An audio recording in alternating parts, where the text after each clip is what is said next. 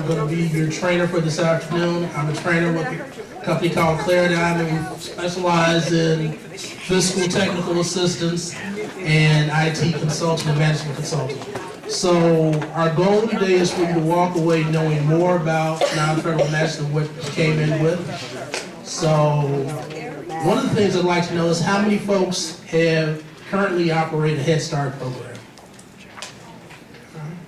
Okay, decent amount of folks. And then I'm assuming other folks don't, but there's something here for you as well today too. So you're in the right spot either way.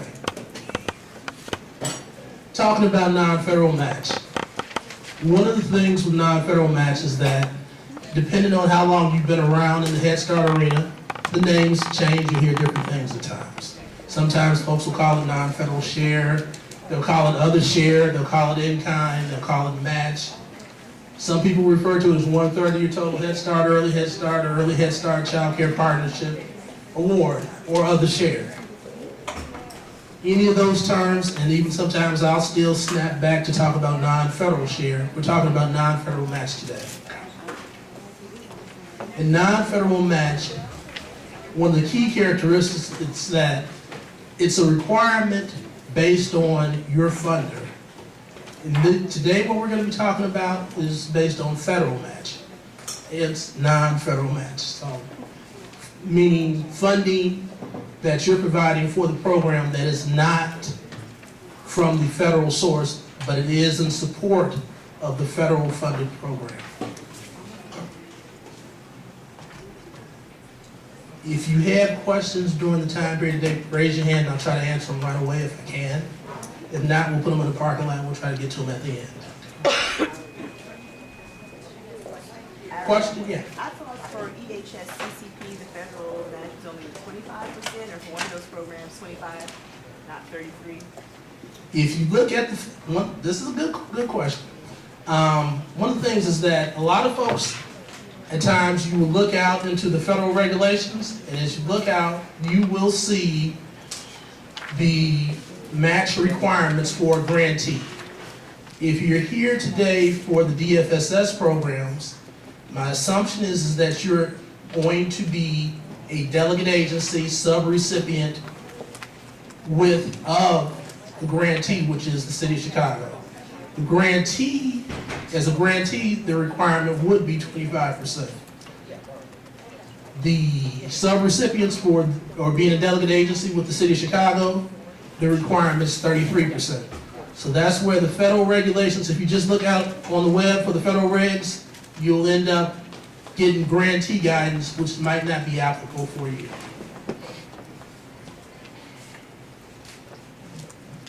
And actually, this is a little bit of a play on both pieces, to tell you the truth. Non-federal match is the statutory requirement of the Head Start Act. Tells you the section for it, and that's applicable for Head Start and Early Head Start funded CBOs. Only difference is if you went out to the Act and you looked at it right now, you would see 25%. But that is not the case for you being a delegate agency or a partner with the City of Chicago. Okay?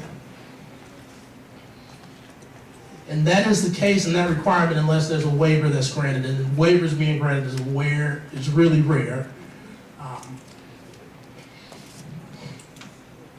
Again, reinforcing that DFSS requires the CBOs to contribute 33% of the total award amount.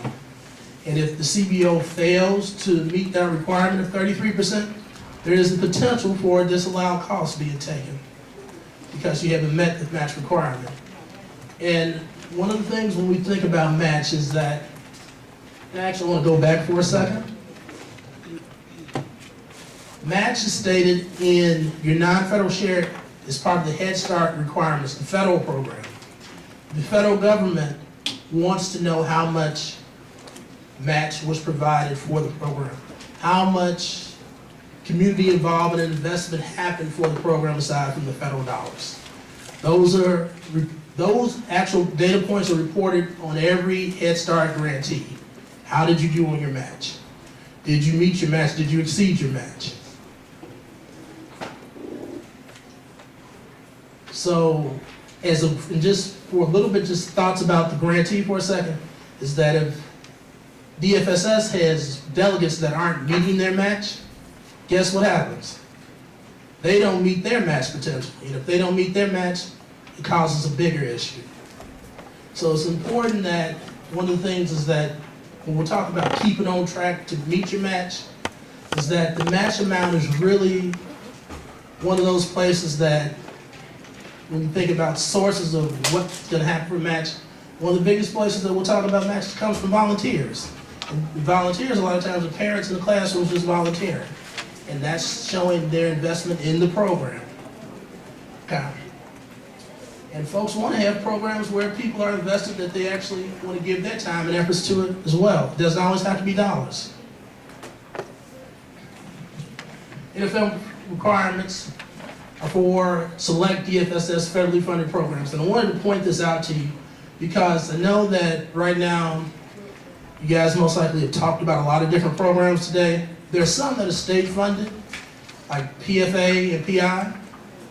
And as you notice, they're not on this list. We're talking about non-federal match, meaning federal funded programs, match for your federal funded programs. And in this instance, we're talking about the early childhood programs, primarily under the umbrella of Head Start.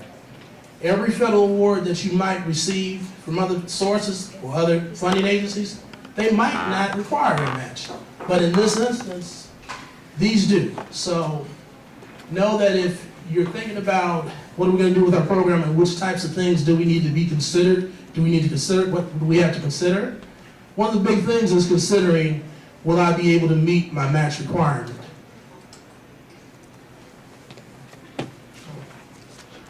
Let's get in, and before we move to sources of non-federal match, do we have any questions about just the match requirement?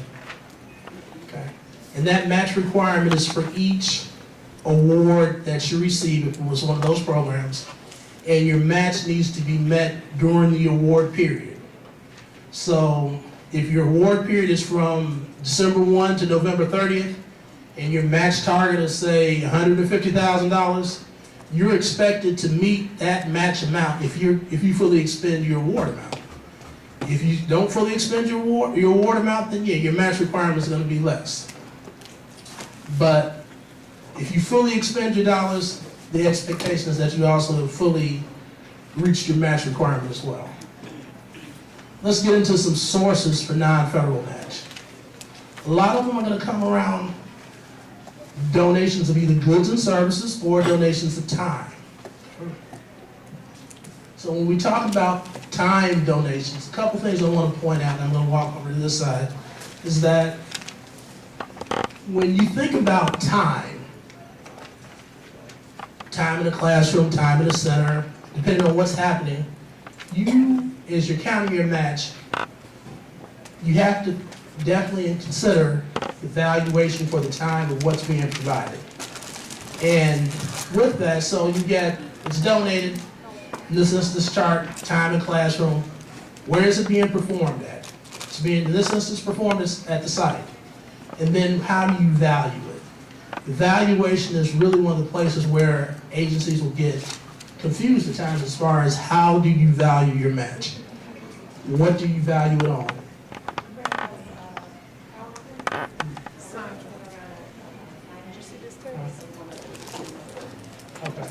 Okay, that'll work.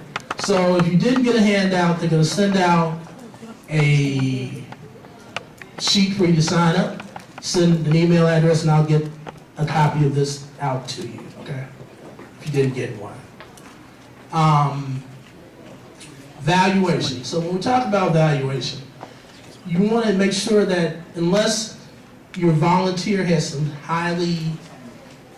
skills that are demonstratable as far as, or credentials that are demonstrated, not skills necessarily, but credentials that are demonstrated that you can definitely say have documentation for it, you want to start at what your lowest starting rate is for the staff equivalent who would be doing that role that they're doing in the classroom. So if you have someone who's making, say, $14.50 an hour, and that's your interest rate, then your person is going to be volunteering in that classroom. If they're performing in the role of, say, a teacher aide, that's what you value their time at as well. And with that valuation, it's going to be more than just the hourly rate. And a lot of programs miss some of their match opportunities, because they'll take, say, $14.50, but they won't include what the normal fringe rate would be as well. You want to include the fringe rate as well. That would be applicable for that particular position. Most of the times it's just going to be a flat fringe rate, but you want to include that fringe rate. So if it's $14.50 and then your fringe rate is, say, closer to, let's say, 25%, so you're going to add on additional $3.50, $3.60 along with that, then you do that. And that would become the rate, the valuation of how much that particular volunteer's time was. And you want to follow, you want to make sure that you match what they're doing with the site, with the equivalent. So for most programs, if you get a parent policy council, parents policy committee, if you're within the Delaware network, they're going to use the lowest starting site director starting rate for a PPC or governance meeting, right? That's what they'll use for those. Parents at home, you're going to use the equivalent of the lowest starting rate based on what the home provider would do. And if it's mileage, if you're not being reimbursed for the mileage, then you use the standard mileage rate as far as their time coming back and forth to meetings, those type of things. Questions on these sources? Yeah. So just from like accountability standpoint, how would you recommend to capture all this? So for audits and stuff, what's the best way? You're going to have timesheets, documented timesheets that should be with the date, the time that the volunteer, maybe a blurb about what they actually did, and their live signature too. And the signature of the, if it's the classroom, if it's the site director, who also says that yes, they were there that day too. That will give you the cleanest, be the cleanest. So, and that's a great question, because there's some things you don't want to do, and I know from an expediency standpoint, people will do it at times. They'll say, here's a group of timesheets for the month. Somebody will sign them, and they'll just leave the date blank, and they'll make a bunch of copies of them, put them in a book, and then you just change the date at the end. You want to have live signatures, actually. Did I hear you say you needed 2 signatures? I would recommend 2 signatures. The person who actually was there for that day, and then maybe at the end of the week or end of 2 weeks, then a supervisor, somebody could also attest to the fact that they were there during that time period. Let me ask you this, because a lot of times parents will volunteer in the morning by reading stories, doing things that take less than even half an hour, 10 minutes, 15 minutes. Are we able to create weekly in-kind sheets for them as long as they check what they did and sign, and then at the end of the week that teacher attests to that happened? Is that okay? If that's your process, but it's being done on a weekly basis, and the parent is actually putting their signature on for each day, that's fine. But what you don't want to have is, I've got a list of 30 days for the month, and the parent just signs at the bottom, now somebody else signs at the bottom, and that's it. That doesn't work. And you don't, and for a couple of different reasons. I mean, one of them is that that's where mistakes happen a lot of times for folks as far as trying to value things. The child might have been out sick for a week. Maybe the parent was really dedicated to still come reading to the class, but chances are they weren't there. And if you ask the parent, most of the time with them being honest, you say, well, were you there the day your kid wasn't there? No, I wasn't there. But you claimed it as non-federal match because you just had a 1 month sheet that everybody just sort of initially questioned.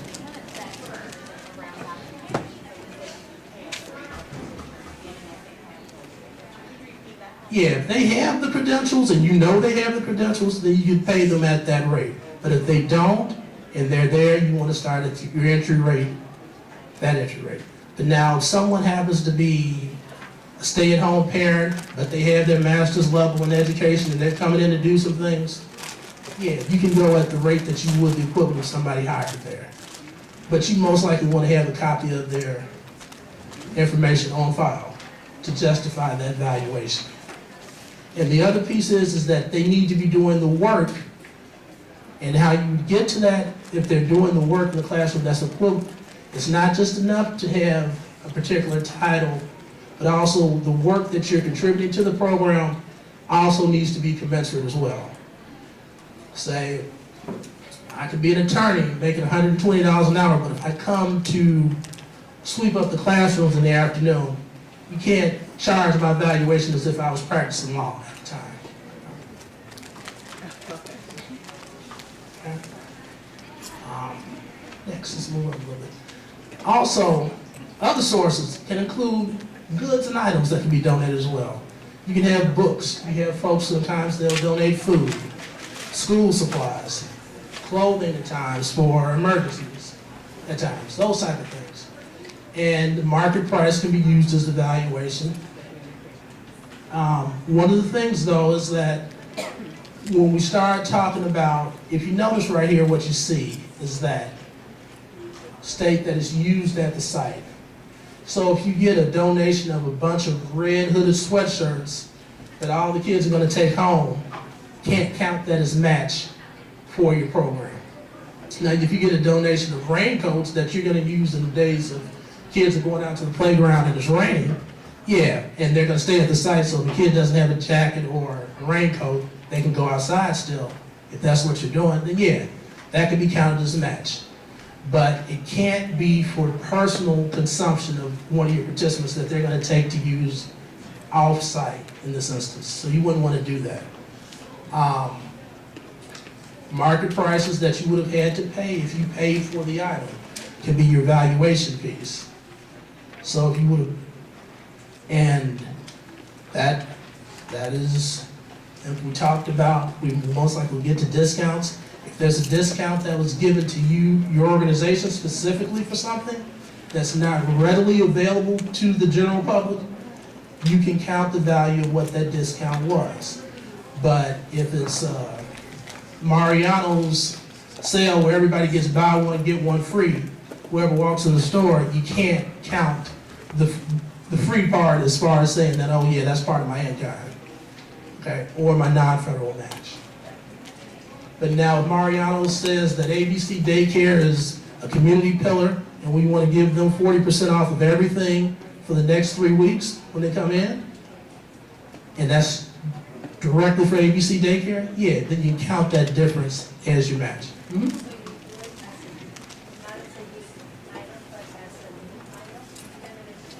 Oh, used at the site. Oh, that. Oh. Oh, the market price of what you would have paid for it.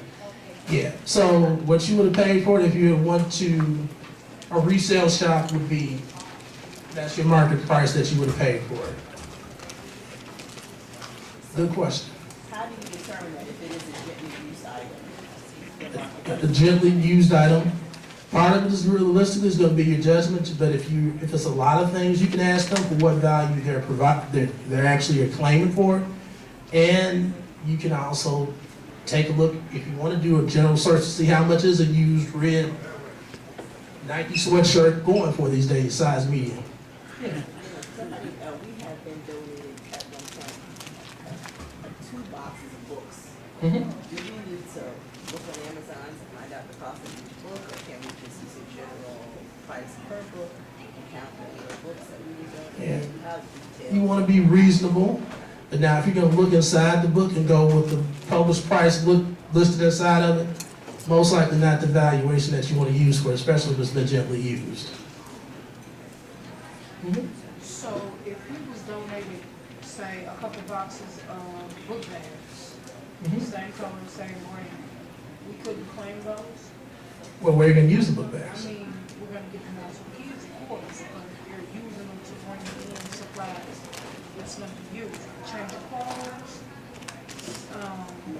wipes or something, they're gonna put in the bags, blankets, so we couldn't count them book bags? Well, I'll ask you this about the book bags.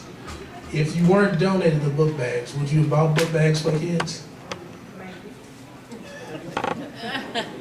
And that's where the piece, the rub comes in, is that would you have bought it for the program if it wasn't donated?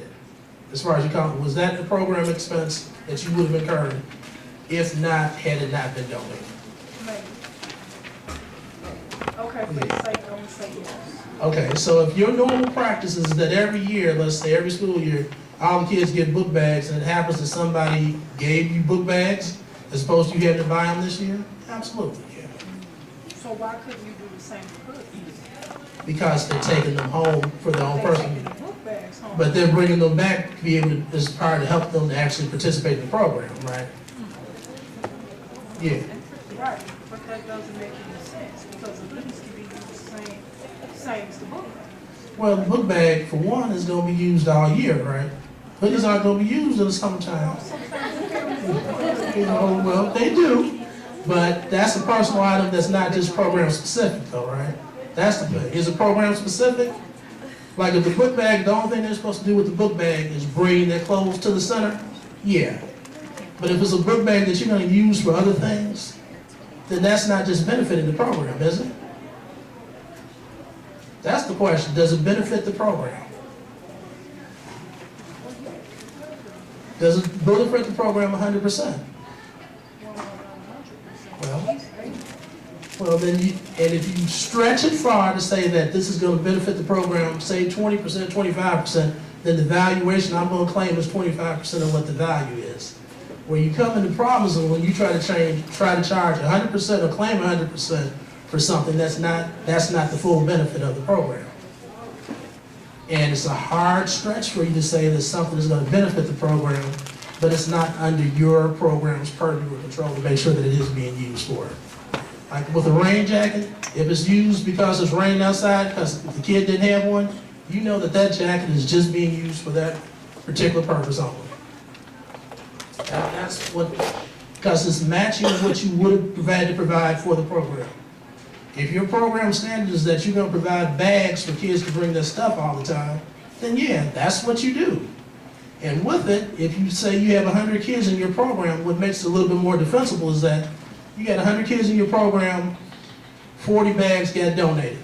But if I asked you, do all 100 kids in your program have bags? If all of them have bags and you purchase the other 60, yeah, it works.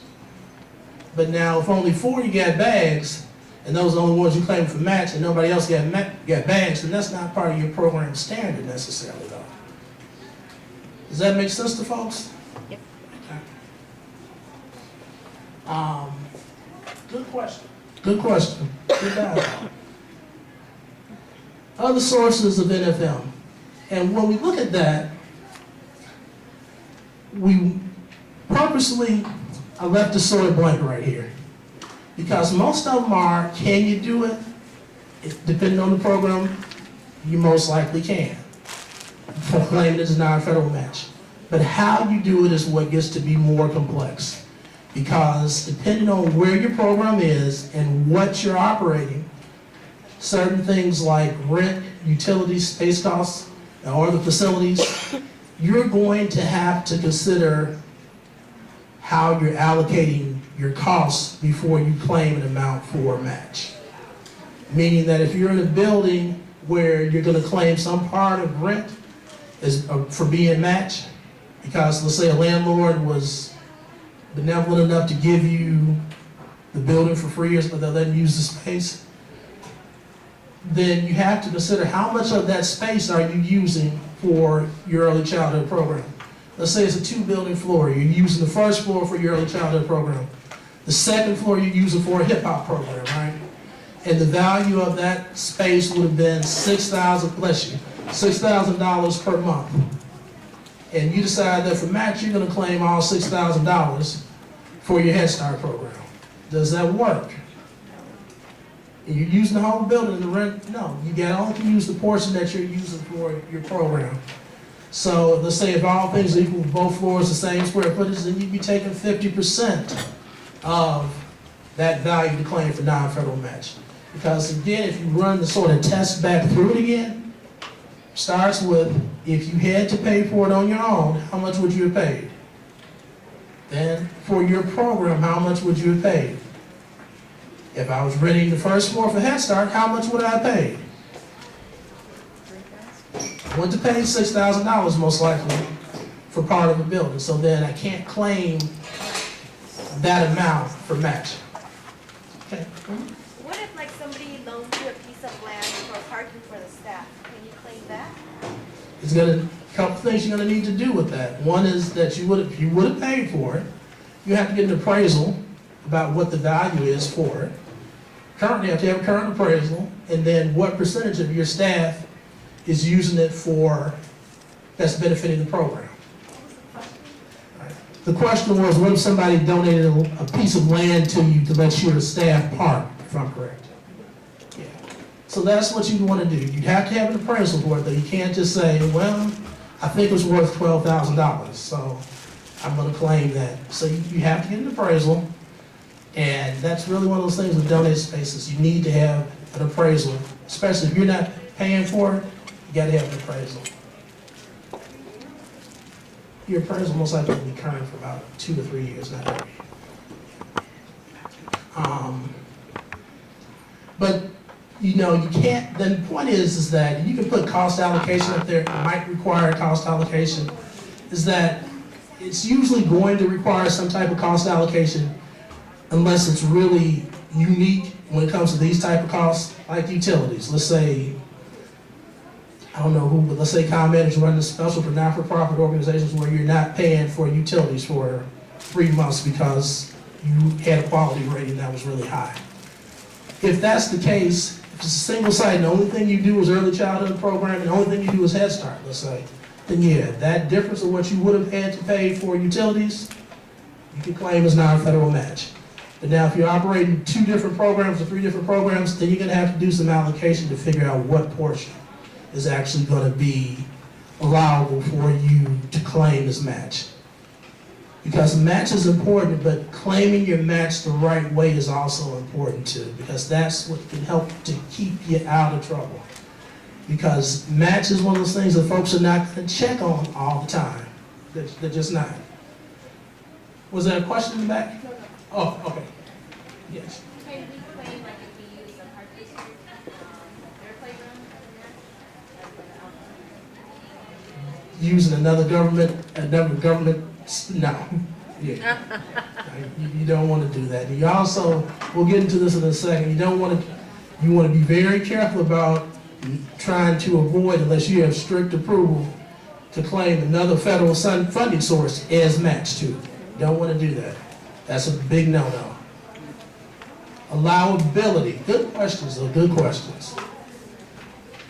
To be counted as a match or a donation for the program, the donation must be something that would be an allowable cost under the terms of the agreement. So when we talk about terms of the agreement, it would be allowable under your existing program that the purchase of it would not be in question if you had used your federal funds to pay for it. If you couldn't use your federal funds to pay for it and you bought it with non-federal funds, that's great, but you can't claim it as match. So if it would have been allowable, if you had to buy it with a Fed dollar, then you can't claim unallowable costs as match for a non-federal match. Does that, do folks get that?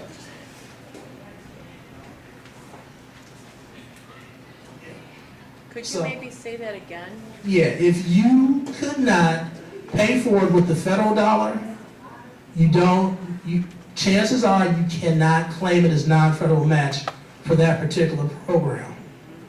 Let's say an example is that there's a great holiday party that's happening and all the adults come out once a year just to have this holiday party, and it's all our early childhood parents, and we decide that we want to buy a couple of bottles of champagne to say, yeah, this is helping to support everything that's for wellness and saying, yeah, we're doing good. It supported the program, right? People in the program. Could you buy it with federal dollars? No. So if you couldn't buy it with federal dollars, you can't say that I'm going to claim it as match. Whenever there's a need for clarifying guidance, you should always refer to the uniform guidance, which is either CFR, 45 CFR Part 75, or you can contact your DFS admin lead too. And some folks will do 2 CFR 200 as well, which is the uniform guidance. This one is strictly for HHS. Question over here. If you're having space donated by another nonprofit overhead costs, are they the ones who do the assessment, or do you do it? You need to get the appraisal. You get the appraisal. I would strongly suggest that you get the appraisal, not for them to get the appraisal.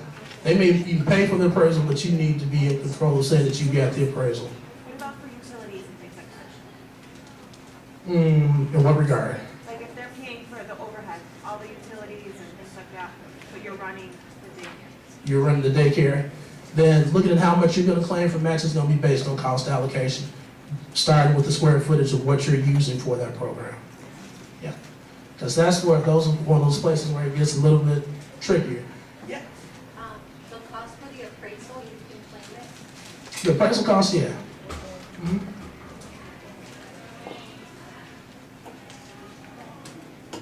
Third-party in-kind contributions can count towards satisfying your cost sharing and matching requirements only when the allowable cost, only would be an allowable cost if the party receiving the contribution were to pay for them, okay? So you want to make sure that those costs are allowable if you had to actually, if you had to pay for them. That's one of those things that's really important. And allowable costs are gonna be tested by three things if somebody has to test: reasonableness, necessity, and allocability.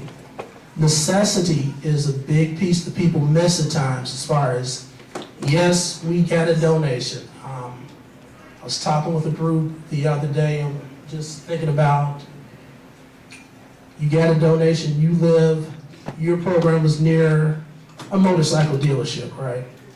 And you get an early Head Start program, and the motorcycle dealership decides that they want to donate a bunch of, like, 20 new mopeds for your early Head Start classroom. The mopeds are valued about $7,000 a piece. Great. So can you claim that it's matched though? They gave it to your program. What would be the problem with it? It's not a necessity. Yep, not a necessity. Yeah, so things that you claim, it has to be something that would be reasonable and that you would use it for your program. Let's say somebody decides that they want to, and when we talk about reasonableness of cost, somebody decides they want to donate 5 cases of paper to you. And they tell you that each case of this paper is worth $700 a case. Is paper an allowable cost that you buy your program? Yeah. But is it reasonable that you'd spend $700 for a case? No. So you're not going to value for your match $700 a case for paper. Because when those type of things happen, you end up with a potential disallowance. And you don't want to have disallowed costs, especially around match. Because already those are dollars or resources that you claim that you got from someplace else, aside from those federal dollars. And then to have to go replace those again is a problem. And because you're going to have to replace, if you get disallowed costs with your federal awards, the feds don't let you pay back the federal award for disallowed costs with federal dollars. They want you to pay back from another source of funds, not from federal dollars. So you want to, when you can avoid disallowed costs, you want to be vigilant about it. And some of the things we're going to talk about next can help you to avoid your disallowed costs. Okay. But before we move to the next section, do I have any questions? Okay. Documentation and valuation. We touched a little bit on both of them already a bit.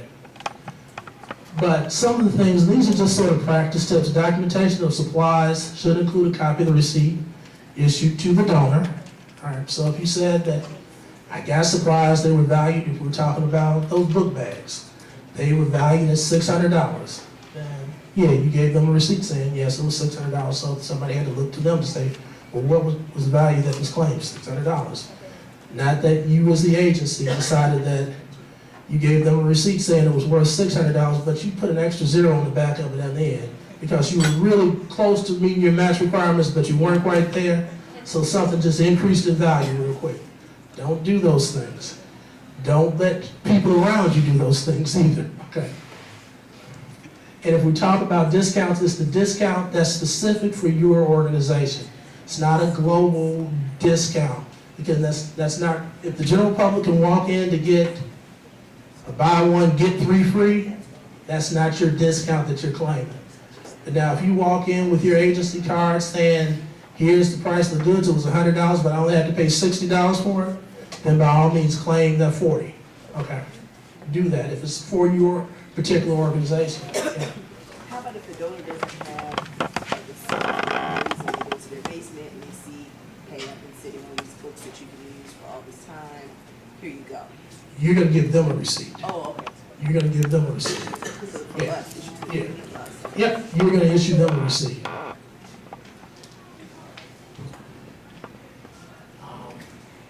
Services donated consists of written proof that a service has been provided or a donation has been received.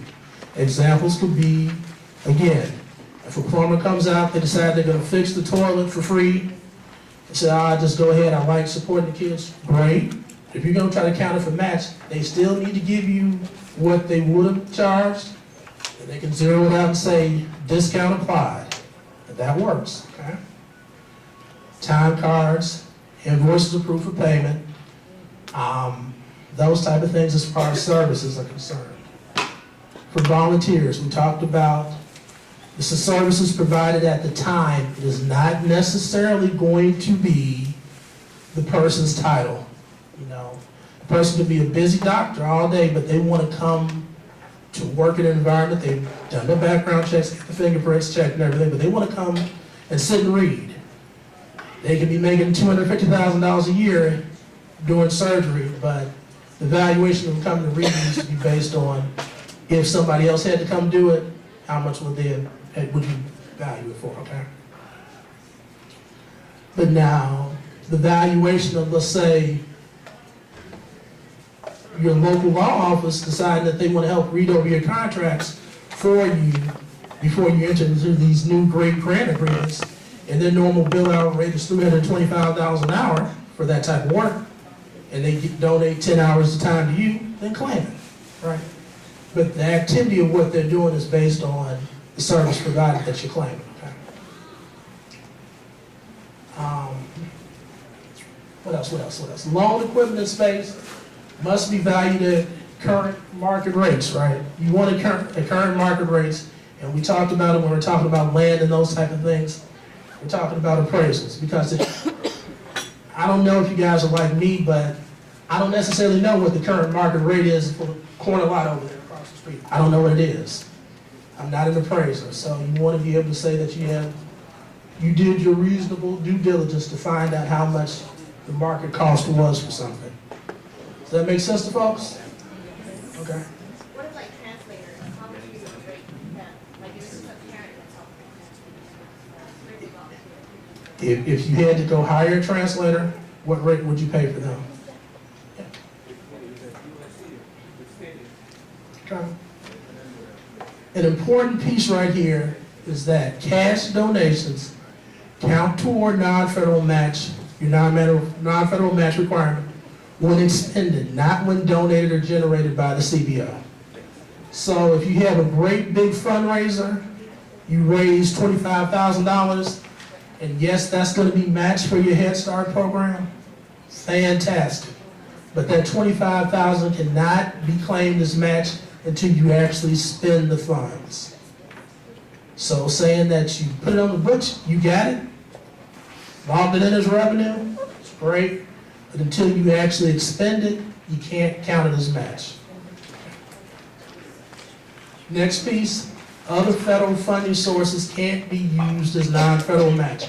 Unless DFS in your instance pre-approves your ability to do that, you cannot claim. So, and this is an important piece too, of knowing what are your federal sources of funds. So I listed which ones are required match as far as Head Start, Early Head Start Child Care Partnership. But where people run into issues sometimes is not knowing that other sources of funds that you're getting may also be federal. And one of the biggest places where that can happen is folks trying to claim child care as match. Child care is a federal funding source as well. So if you got CCAP, that's a federal funding source, even though it's coming from maybe Action for Children or from another CCR&R or from DFSS, that is a federal funding source. So you cannot claim that as match. Now, PFA and PI are state funding sources where you can claim those as match. Okay. But again, even in those instances, there's a couple of things to remember. One of them being is that, let's say you're running all 4 programs, PFA, PI, Head Start, and Early Head Start, right? And you happen to, and so you realize that we've got some money that we didn't claim for match for EHS, but we're a little bit short on Head Start. So I have a few PI dollars I didn't claim for Early Head Start. Can I take those PI dollars and claim them for Head Start? I see some head shaking. Why not? 2 different programs, right? So remember allowability and what's allowable. You would not have used or paid for PI funds. Would you use PI funds to pay for Head Start? So you can't claim PI funds as match for Head Start. So you want to make sure that you only claim match for things that would be allowable had you spent your own dollars. Okay.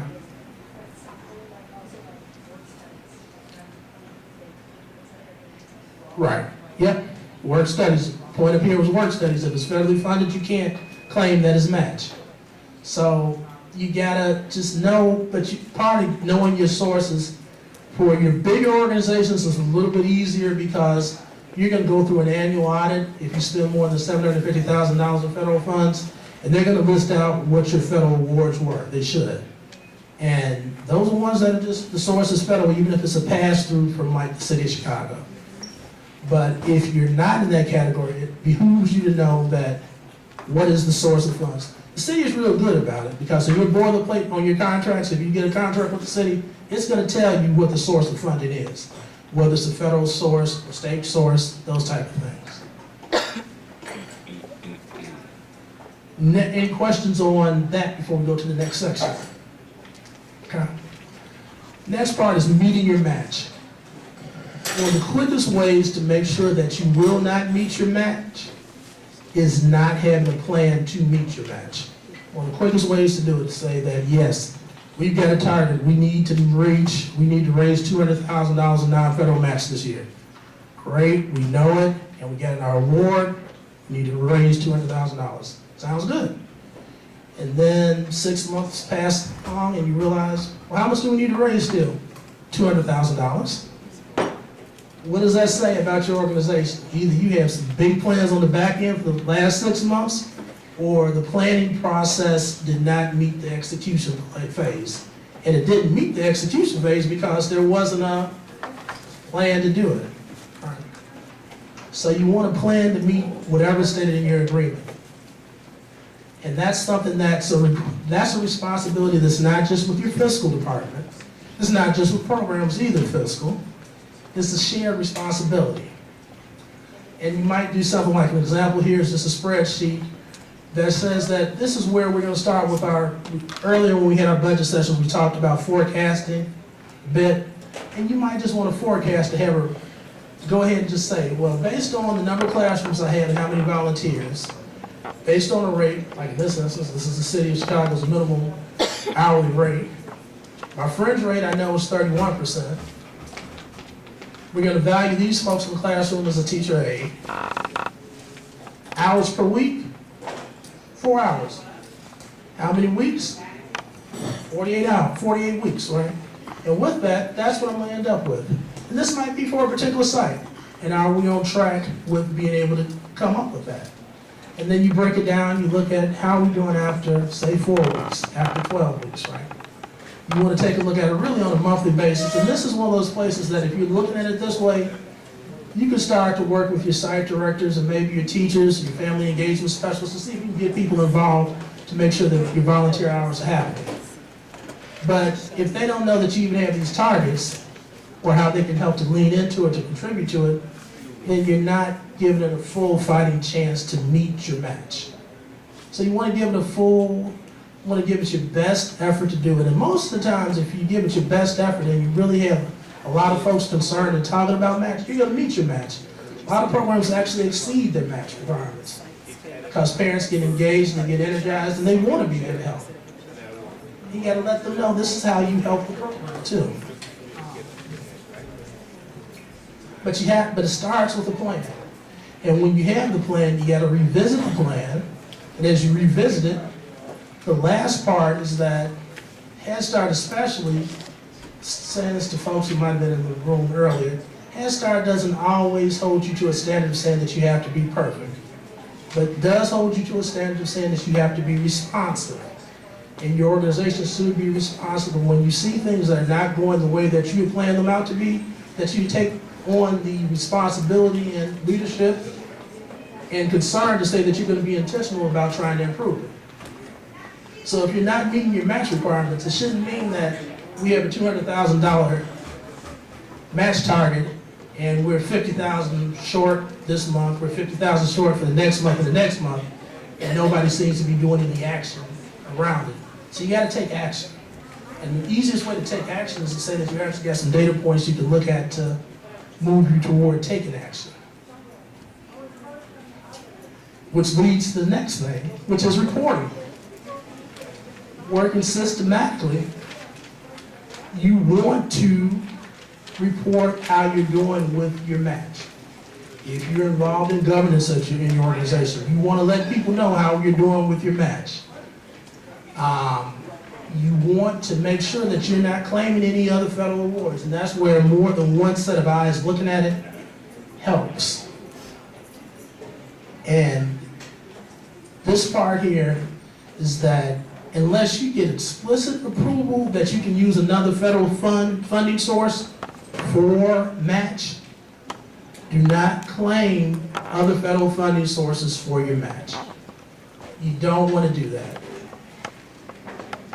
And you don't want to even do that in your forecasting or your budgeting, because you're going to start off with an unrealistic budget if you've got these sources that are federal that you're thinking are going to be able, that you're going to be able to claim to meet your match.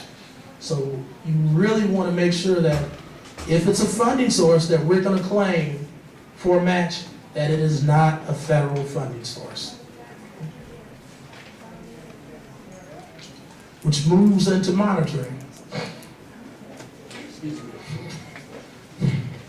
One of the easiest ways for you to stay on track is to make sure that you confirm your non-federal match documentation on a monthly basis, that somebody does that, or a team of people do it if you're a big organization, meaning that we talked about timesheets for volunteers, right?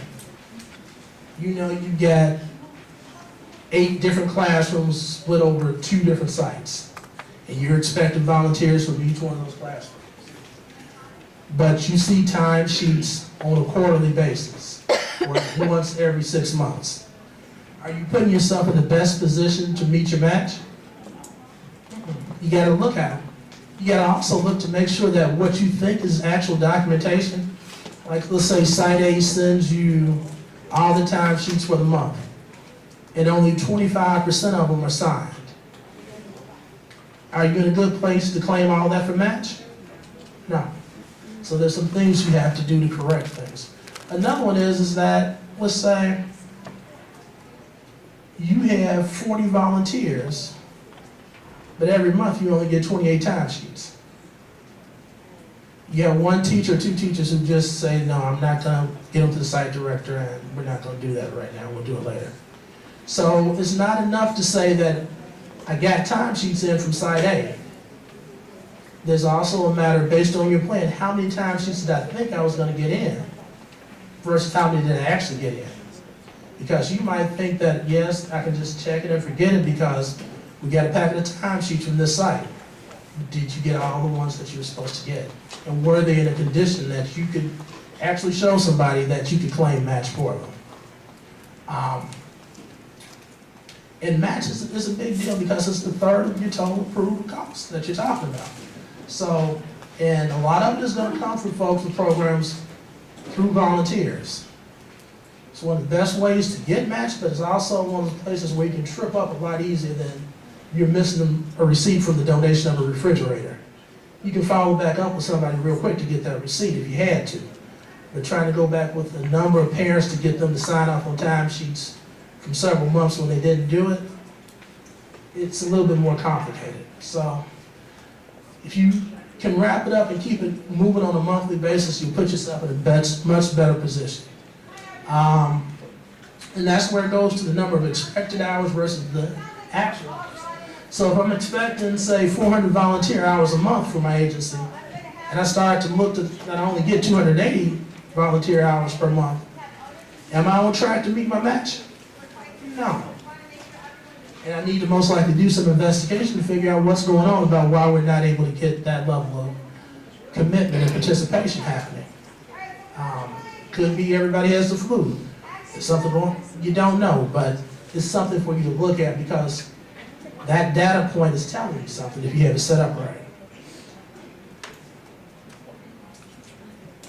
Your financial management systems. How do you actually reflect non-federal match in your financial management system? How do you make sure that it's allowable for the award period?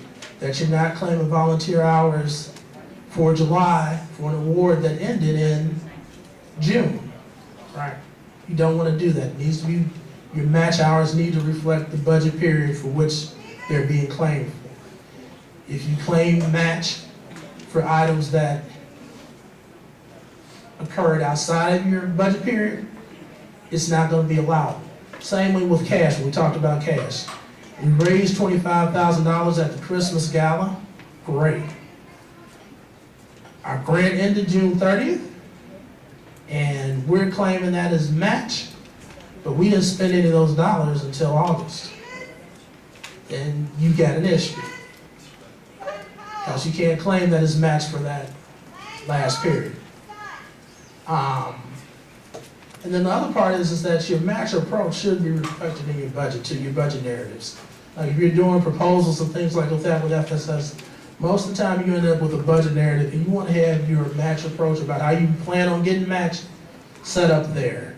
So you're not in the spot of claiming match that your funder had no idea that this was going to be your plan that you're going to do.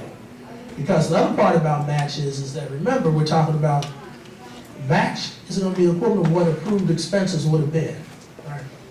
So FSS was going to say that no, that wasn't going to be allowable in your budget, and it's not going to be allowable as match.